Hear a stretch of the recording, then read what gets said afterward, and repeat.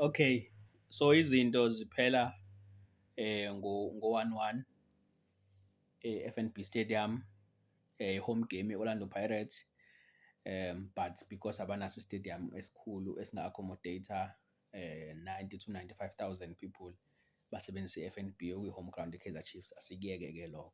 So izinto ziphela ngo 1-1, igoli lika Modi with a beautiful assist from Wandile Duba, and then igoli lika Sibelebele. Okay, so le game le had questions for both teams. Ama-question nje abebheke ku-Chiefs ukuthi okay, nidlalile i-first game ye-league nidlala ne-Pirates, nadliwa 3-0.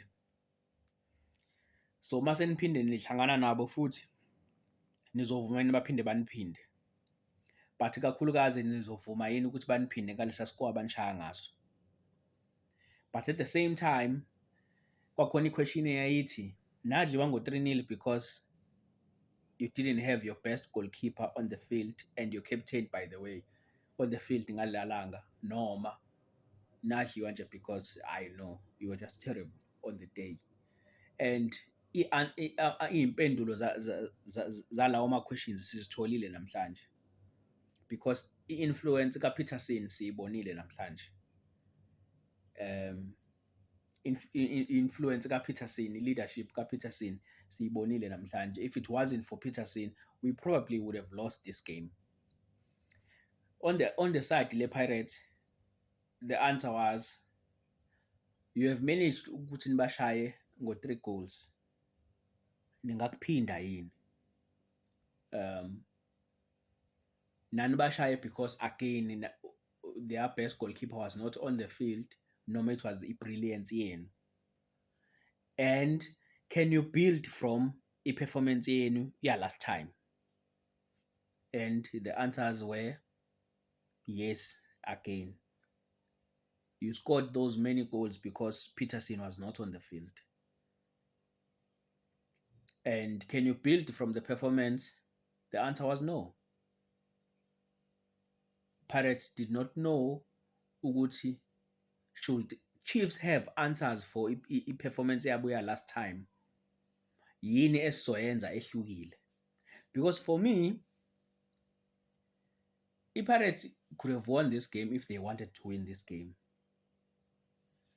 Igame ye-Pirates yonakale ngesikhathi kungena uTito Maswanganyi. We are not saying Tito Maswanganyi is a bad player, but Tito Maswanganyi is not an impact player. Ngcono uqale ngaye igame kunokuthi ushintshe ngaye. Ngcono uqale ngaye ubone ukuthi uyaperforma, but he's not an impact player. And isikubonile namhlanje, one of the best wingers ze-Pirates ziyalimala. For me, I thought they are going to push uLentozana. I thought they are going to push uSibelebele phambili, and maybe bafake someone lapha ka-2, which was Van Rooyen, because uyena obeyi-reservile. Abangamfaka fine ke, but into ebuhlungu with uTito Maswanganyi, mina ngendlela engiye ngimbuke ngayo, uTito is a possession bully. I-game makukhona yena egroundini, okay, excuse me, makukhona yena nidlala nge-pace yakhe uTito. So okusho ukuthi the quick passes and quick transitions zikaMfokeng, mase kukhona uTito, angeke kusaba njalo, kuzodlalwa nge-pace kaTito. And if nineqiniso as abalandeli bebhola, nizokhumbula ukuthi uTito uyakwazi nanokuthi ibhola afike akuphasele yona eze yena azolithatha kuwena, which is not a bad thing, but it just means nizodlala nge-pace yakhe. And the moment be-introduce yena, igame yehlile, because basekudlalwa ngelentozana, nge-pace kabani kaTito Maswanganyi, which worked for i-Kaizer Chiefs, because i-Kaizer Chiefs, they wanted to absorb the pressure as much as possible. They wanted to absorb, and it worked for i-Chiefs. But at the same time, i-Chiefs, they let go of a win sebeyibambile i-win. Okay, asisho kanje, i-first half i-Chiefs beyizitshela ukuthi so-absorb as much as possible. Second half, try to play and score a goal. I thought mina after one goal, Chiefs is going to shut the back door. But no, i-Chiefs ayenzanga njalo. They kept the game open. And if you keep the game open, you are vulnerable ekutheni ungakorelwa. And kwenzeka exactly kanjalo. But ekugcineni, what I'm happy about ukuthi the questions that had to be answered, they were answered today. And thina njenge-Chiefs ke, because mina ngumlandeli we-Chiefs, and ngiyi-rivalry ye-Pirates, I don't do favors for i-Pirates. If ngingakwazi ukuspoila i-party for i-Pirates, and every time ngithole opportunity, I'll always use that opportunity.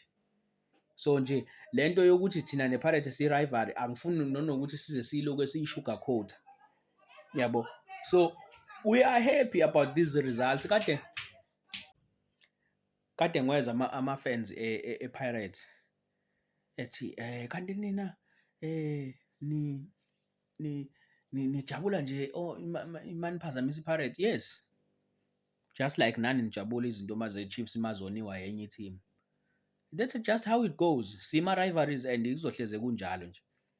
But-ke esifuna ukusho nje ukuthi sibuyile, sazophinde siwenza ama-video, sesidiscuss umuntu engawenza ama-video. Abanye ngike nga-WhatsApp-a umfowethu Ngqo from Potchefstroom, ngaphinde nga-WhatsApp-a umfowethu Siya from Endwedwe, nga-WhatsApp-a enye insizwa ithe ise-Daveyton, I'm forgetting igama layo, ithe ise-Daveyton kodwa ukuthi hey kwabe sesidiscuss singakuboni wenza ama-video. Sibuyile bafethu, sizomane siwashaya nje ama-video, umuntu besabanjwe ibhizi, but-ke inkosi aliphela umoya.